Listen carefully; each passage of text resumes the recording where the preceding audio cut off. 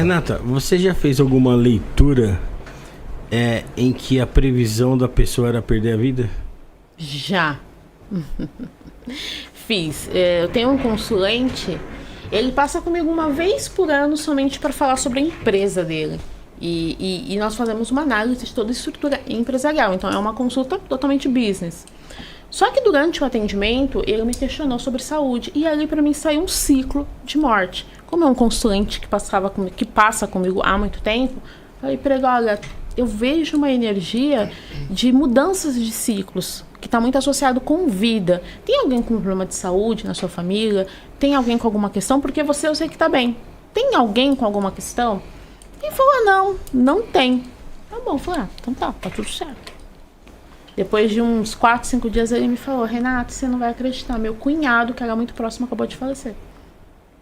E também teve uma outra situação que essa foi incrível.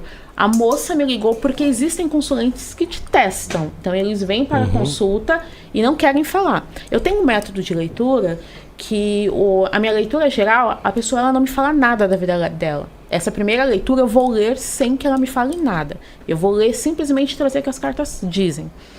E ali no momento da casa da família, eu falei para ela, nossa, eu vejo um homem mais velho que não está muito bem, um homem de bigode. Eu dei detalhes, e isso é a parte intuitiva que é muito manifesta. Eu acho que a questão da minha espiritualidade, da minha religiosidade se apresenta muito neste momento.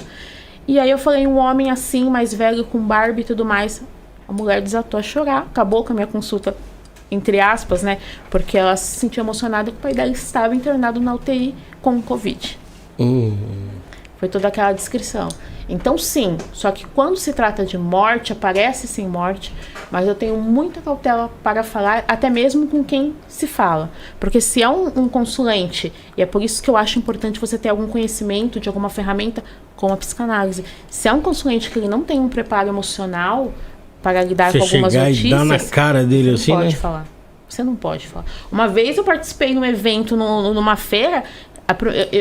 Quando eu comecei a estudar as cartas, eu participava muito de feira. Eu falava, eu preciso aprender isso daqui. Então, eu ia treinar mesmo ali, né? Feira é um atrás do outro, né? É ir pra cima. Fui participar de uma feira. Participei dessa feira. Eu atendi tanta gente naquele dia. Chegou uma mulher que ela batia assim na mesa. Eu quero saber se o meu homem tá me traindo. Me fala. Eu gelei, caguei, tirei as cartas, eu não lembro nem qual que foi a resposta que eu dei. Eu fiquei tão assustada, eu fiquei tão tensa, que eu falei, não tá atraindo. Eu nem lembro o que eu falei, foi alguma coisa nesse sentido. Mas fiquei muito assustada. Eu falei, dois homens, se ter falado. Gente, sim, exatamente. Teve uma situação que eu vi um caso de um pedófilo. Aí não dá pra brincar. O caso que eu peguei, este caso, eu participava de uma feira, eu acho que essa feira foi no Parque da Água Branca. Abri as cartas, eu vi uma situação estranha. É o que eu falo, o oráculo... Abriu a criança ali com algo... Não, caralho, não bate legal, não. Não, quando eu abri, eu vi ali o jogo, eu falei, isso aqui tá estranho. E o que acontece? Você não precisa ter uma percepção intuitiva para jogar tarô. Se você conhece as cartas do tarô, baralho cigano, você joga para qualquer pessoa. Eu tenho alunos ateus que só leem o que as cartas falam e tá tudo certo. Quando a intuição ela está junto, aí a coisa muda de figura. No momento em que eu joguei para esse homem, eu vi uma situação de uma criança. Para mim apareceu nitidamente uma imagem de uma criança numa situação estranha. Aí eu falei, não é isso. Aí eu duvidei, eu falei, não, eu tô falando besteira. Só que aí eu fui jogando e aí no decorrer da situação ele virou para mim e falou assim, não, eu tô passando por um problema e eu tô com medo de ser preso por isso. Já teve um caso parecido aqui, inclusive, né? Teve? Teve um comentário de um cara... Teve um cara que falou isso mesmo, é verdade. Né? Faz tempo, hein? O cara falando que tinha atração, que tinha aquilo. Ele veio falar isso. Falou nos comentários do chat. Meu pai do céu.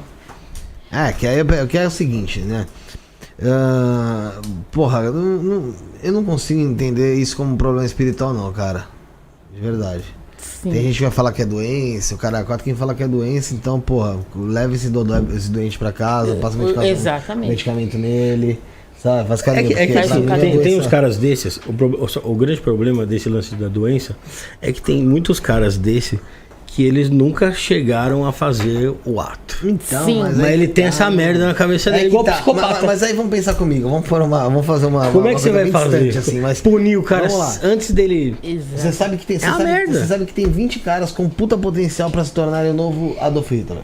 Aqui no Mata mundo. todos. Você faz o quê? Você deixa eles viver, eles têm potencial, mas não fizeram nada ainda. Deixa viver até pra ver o que vai rolar? Ou elimina? Eu prefiro eliminar. Quem vai pagar pra ver? Não, mas não dá, não é... Não...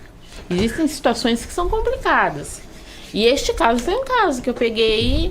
Aí aquele dia eu cheguei, rezei e falei, olha, nunca mais me coloca numa situação dessa. Eu pedi pra espiritualidade Porque não fazer mais. ele te coloca de mãos atadas, né? Porque Sim. você não tem o que fazer. Não tem o que fazer. Pedofilia e estupro são coisas que eu já pedi pra não entrar na minha vida. Por exemplo, já peguei psicopata, assassino, traficante. Gente que não é legal de se tratar, né? Mas você vai dar a orientação que a pessoa precisa. O profissionalismo é aquilo. Sim. Você dá a orientação, você fala das possibilidades. GP. Eu tinha uma época, o que eu atendia de GP. O que eu atendia, A pessoa fala que elas procuram mesmo essa... elas procuram pra melhoras de vida. E teve uma delas que foi muito interessante, que eu falei pra ela, olha, tenha mais atenção com a saúde. Saiu alguns alertas na saúde. Tem algumas combinações que mostram tendências a algumas questões de saúde. Pra não falar claramente, falei, cuidado com a sua saúde, porque fala de algo que pode vir e ser um problema crônico e que pode ser problemático pra tua vida. E aí depois, não, mas não, tá tudo bem. Quando terminar a consulta, eu falei, posso te falar uma verdade? O quê? Eu sou garota de programa. Falei, então tenha atenção e tenha cuidado. E ela tava querendo construir a melhora da vida dela. Ela falou que ela não tinha estudo, veio de um lar muito precário, veio, acho que, desses interiores da Bahia, alguma coisa nesse sentido. E a forma que ela tinha de ganhar o pão dela aqui, era a realidade dela. Infelizmente, né? Não entra o meu julgamento pessoal. Não, O que entra é aquilo. É o que vai sair ali. E eu preciso dar uma orientação para que ela tenha sucesso. Ela não pode sair sem orientação, né? Quem diria, tem sucesso. no oráculo, que a Elise Matsunaga ia virar Uber? Porra, isso é verdade pra caralho, Né? Será que ela já jogou? Entendeu? Agora Tem ele essa pegou um questão. ponto legal É aí. verdade, ela virou Mas ela não Uber. jogava. Então não, tem muita lógica que ele falou. Se alguém jogasse aí pra ela, pô, você acha que alguém ia Então, pensar mas- que ela ia virar Uber? Eu queria ver se, sei lá, ia ser difícil mesmo. Aí, hein? né? Pô, imagina falar pra ela, ó, te vejo trabalhando num Do Uber. aplicativo aí de... Não é Uber não, em drive. Ela tá em drive? Em drive. Em Vou drive. baixar, vai saber como se encontrar ela. Tá no caminho. Hoje ela te picota. Não, pô, ela não vai fazer isso de novo, sou o marido dela, caralho. Ela só faz com o marido. Eu acho. Mas vocês assistiram a história dela? Assistir.